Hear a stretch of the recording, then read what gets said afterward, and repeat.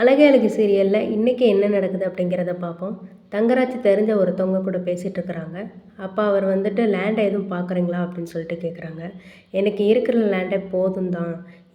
நமக்கு பக்கத்தில் தெரிஞ்ச ஒரு இடத்துல வேணால் லேண்ட் இருக்குது, அதை என்னன்னு கூட பார்ப்போம் அப்படின்னு சொல்லிட்டு இருக்கையில பாக்கியராஜ் அங்கனக்குள்ளே நிற்பார். பாக்கியராஜ் தங்கராஜ் கிட்ட வந்து பேசுகிறாரு. நீங்கள் நல்லா இருக்கீங்களா அப்படின்னு சொல்லிட்டு கேட்குறாங்க. ஆ ஆ இருக்கேன் அப்படின்னு சொல்லுவார். நீங்கள் இங்கே என்ன பண்ணிகிட்ருக்கீங்க அப்படின்னு சொல்லி கேட்குறாரு பாக்கியராஜ். தங்கராஜ் உடனே அமைதியாக இருக்கிறாரு. நான் இங்கே மளிகை சாமான் வாங்குறதுக்காக வந்தேன் அப்படின்னு சொல்லிட்டு, சரி நான் கிளம்புறேன் அப்படின்னு சொல்லிட்டு அவர் கிளம்புறாரு. அப்போ கூட இருக்கிற ஒருத்தர் வந்துட்டு, இவர் உங்களோட மச்சான் தானே அப்படின்றாங்க. ஆமாம் அப்படின்னு சொல்கிறாரு. எனக்கு பேங்க்கில் ஒரு வேலை இருக்குது, அதை நீங்கள் இவர்கிட்ட பேசி எனக்கு முடிச்சு கொடுக்க முடியுமா அப்படின்னு சொல்லிட்டு கேட்குறாங்க. இவர் கேஷியர் தானே, இவர்கிட்ட போய் எப்படி அப்படின்னு. இல்லை இவர் மேனேஜராக இருக்கிறாரு, லோன் விஷயத்தை எல்லாத்தையும் இவர் தான் பார்த்துக்கிறாரு அப்படின்னு சொல்லும்போது, சரி நான் என்னால் முடிஞ்சதை நான் பார்த்து கொடுக்குறேன் அப்படின்ற மாதிரி சொல்கிறாரு. கூட இருக்கிறவரும் கிளம்புறாரு. அதுக்கப்புறம் வந்துட்டு சுரேஷ் வந்துட்டு ரூமில் என்ட்ரி ஆகிறாரு. ஆகும்போது அவர் ஃப்ரெஷ்ஷப் ஆகிட்டு துண்டை எடுத்து ஃபேஸ் தொடச்சிட்ருக்கையில் மதியம் உள்ளே வராங்க. வரும்போது அவளை பார்த்துட்டு அந்த துண்டை வந்துட்டு அழுக்கு கூடக்குள்ளே போடாமல் கீழே போடுறாரு.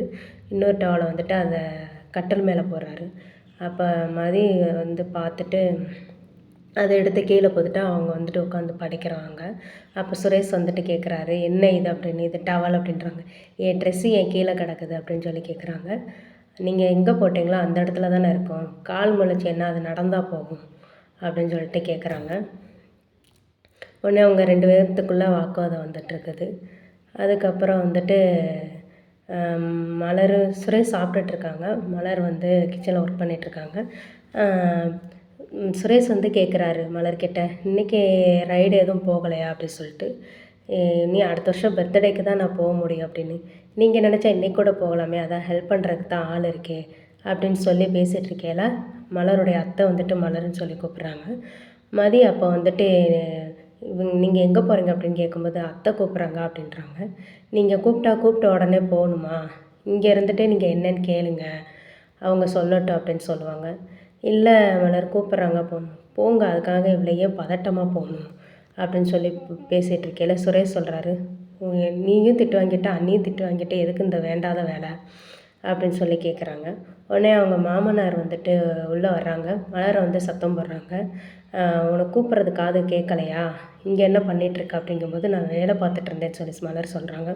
தலை போகிற வேலையாக இருந்தாலும் லக்ஷ்மிகிட்ட கூப்பிட்றால வந்து என்னன்னு கேட்டுட்டு அந்த வேலையை வந்து பார்க்க வேண்டியதானே அப்படின்னு சொல்லும்போது, மதி சொல்கிறாங்க, இல்லை வேலை பார்த்துட்டு இருந்தாங்கன்னு. நீ பேசாத, நீ பேசவே கூடாது அப்படின்னு சொல்லிட்டு மதியை சத்தம் போடுறாங்க. உடனே மலர் நான் அத்தையை போய் பார்த்துட்டு வரேன் அப்படின்னு சொல்லிட்டு கிளம்புறாங்க. இந்த வீட்டில் திமிரு பிடிச்சவங்க இருக்காங்க, அவங்க தான் சொல் பேச்சு கேட்க மாட்டாங்கன்னா இருக்கிறவங்களையும் மாற்ற வேண்டாம் அப்படின்னு சொல்லிட்டு அவர் கிளம்புறாரு. உடனே மலர் அவங்க அத்தைக்கிட்ட கூப்பிட்டு எவ்வளோ நேரம் ஆச்சு அப்படின்னு சொல்லி கேட்குறாங்க. உடனே கிச்சனில் எனக்கு வேலை இருந்துச்சு பார்த்துட்டு இருந்தேன் அப்படின்னு சொல்கிறாங்க. இடத்துல இந்நேரம் என் மாமியார் இருந்தால் இந்நேரம் உன்னை கேள்வி கேட்டிருப்பாங்க அப்படின்றாங்க. சரி எதுக்காக கூப்பிட்டீங்க அப்படிங்கும்போது, இந்த தண்ணி எடுத்துக்கூட அப்படின்னு சொல்கிறாங்க.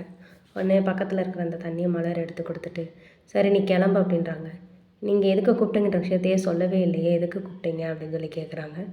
தண்ணி எடுத்து கொடுக்கறதுக்கு தான் கூப்பிட்டேன் அப்படின்னும்போது, மலர் அதை பார்த்துட்டே நின்றுட்டு அவங்க கிளம்பிடுறாங்க. உடனே சுரேஷ் வந்துட்டு கேட்குறாரு, என்ன அம்மாட்ட நல்லா திட்டு வாங்கினீங்களா அப்படின்னு சொல்லி கேட்குறாங்க. மதி அதுக்கு வந்து, சாரிங்க என்னால் தான் நீங்கள் திட்டு வாங்கிட்டீங்க அப்படின்றாங்க. அதெல்லாம் ஒன்றும் பிரச்சனை இல்லை, பரவாயில்ல அப்படின்னு சொல்லிட்டு அவங்க போய் வேலையை செய்கிறாங்க. அதுக்கப்புறம் வந்துட்டு தங்கராஜ் வந்துட்டு சாப்பாடுலாம் ரெடியா அப்படின்னு சொல்லி கேட்குறாங்க.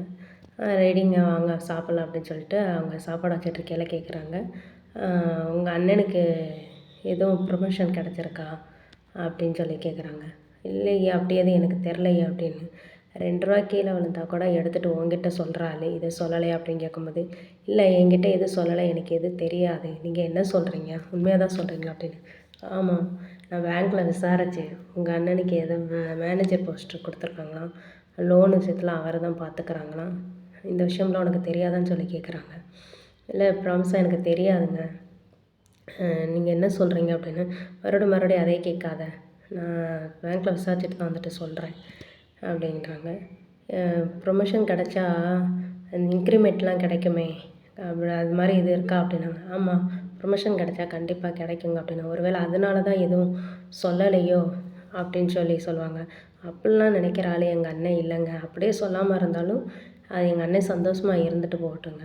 நீங்கள் இப்போ சாப்பிடுங்க, நான் போய் அடுத்து சப்பாத்தி சுட்டு எடுத்துகிட்டு வரேன் அப்படின்னு சொல்லிட்டு இன்றையோட எபிசோடு இதோட முடிவடைஞ்சிருச்சு.